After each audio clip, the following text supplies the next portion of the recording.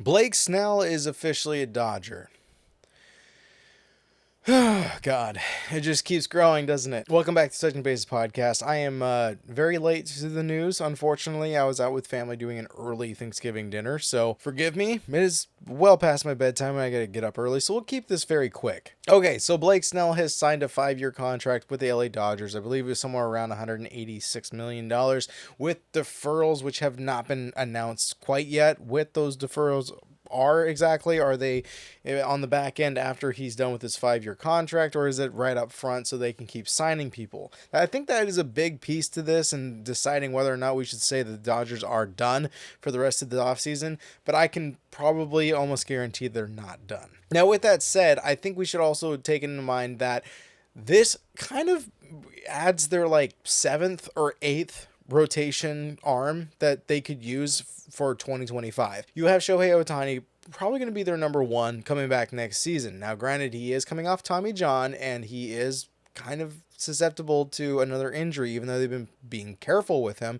But there is that also example of Tyler Glasnow, who I would say was their number one last year for most of the season, who had Tommy John, who had the internal brace, and he still ended up on the IL. So these are two arms that you should probably pay attention to next season as probably the big stars for the Dodgers, but also, God, I don't know how long they're going to last, to be honest with you. This Tommy John thing and internal brace, it seems like an excellent fix for a very short amount of time. So that also brings up they have Yamamoto, who was also dealing with a little bit of injury issues. He wasn't gone for very long when he did get hurt, but something you should keep an eye on. Not exactly an internal brace or Tommy John issue, but injuries. And that kind of is the same story for every single Dodgers pitcher. Now, they didn't re-sign Jack Flaherty. I don't know if they're still planning on it, but Blake Snell kind of fits that number one role. I mean, especially after last season's performance. And don't get me wrong, he did start off terribly as he didn't sign with the Giants until basically opening day. I mean, you might as well say it was.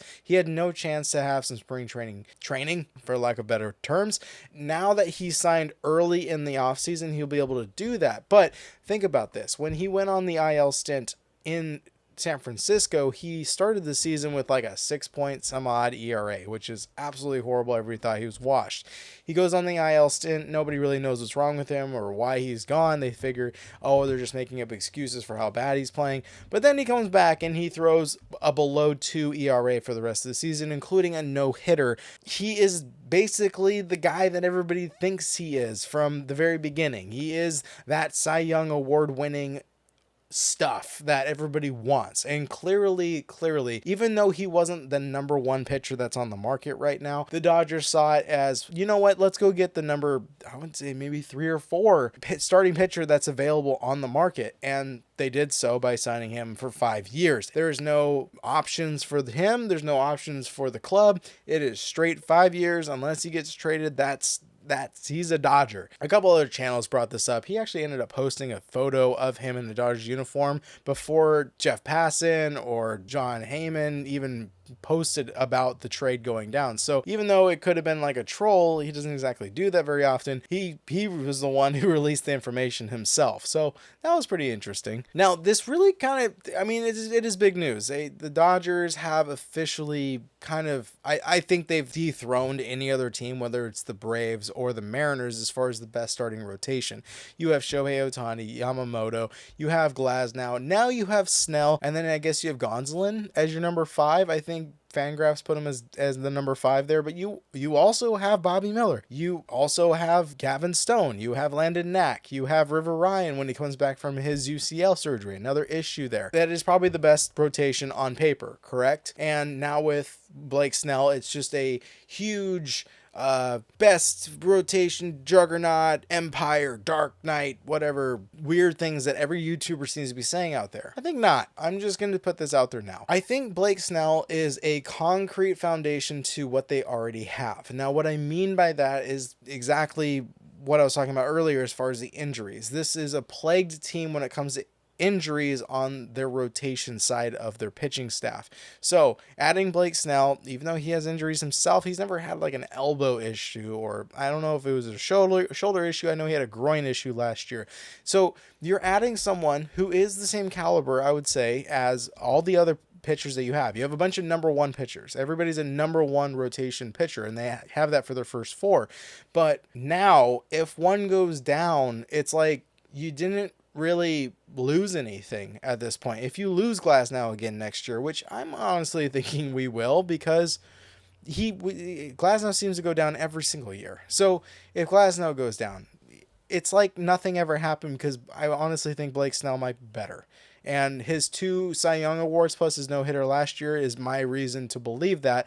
Not to mention, if he just didn't pitch the first half of the season and he pitched the second half the way he did, he would have, I guess, his third or second season pitching below a 2.0 ERA, which is, nobody does that. Nobody does it. Even, I mean, I guess Paul Skeens came close. I guess you can say Paul Skeens. Yeah.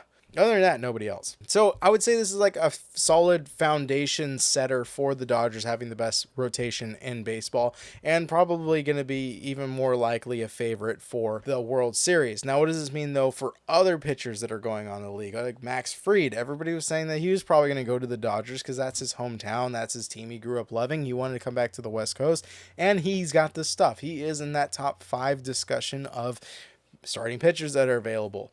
I don't know. I don't know if the Dodgers are still going to add another rotation arm, or now they can finally shift their focus to Juan Soto if they really wanted to add him. I mean, at this point, I don't see why this team doesn't just go after and buy everybody up, because then at least we start the pendulum swing. Because I'm telling you right now, the Dodgers organization is ruining baseball. And you might be like, what are you talking about? That's absolutely absurd. Or you might want to change the channel because you think this is a stupid podcast at this point. But, I mean, hear me out when I say this, and I'm not doing any cuts to here, so I'm just giving my honest opinion on this whole thing. I'm too tired to deal with it. The team spends more money than anybody else at this point, and you can argue with the Mets and the Yankees, but at this point, if you just put the contracts together, not deferred money, just contracts together, all the money, they're spending more than anybody else in baseball, and they're continuing to add on to that. And yes, I know they're making tons of money, and there's a best time in baseball to be a Dodgers fan. It's also the worst time in baseball to be a fan of any other 29 teams, because they're going to keep buying the players. They're going to keep turning into a dynasty, buy everybody like the early 2000s, late 1990s Yankees. And we saw how that kind of collapsed, but eventually baseball for all the other teams isn't going to be any fun anymore, because the ownership is either going to have to change their tactics and start spending money, which would be great, or they're just going to continue to say, well, what are you going to do? They're just better than us. They have more money. We're broke. Oh no, us, woe us.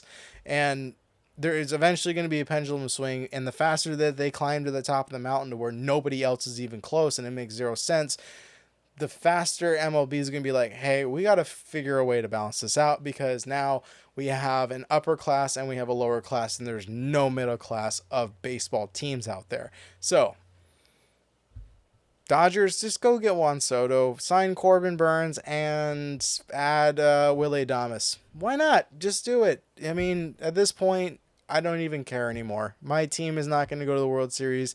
You're probably going to win it next year. And yeah, all it took was for you guys to sign a top 5 starting rotation pitcher to your already insane pitching staff, and you haven't touched your infield or your outfield.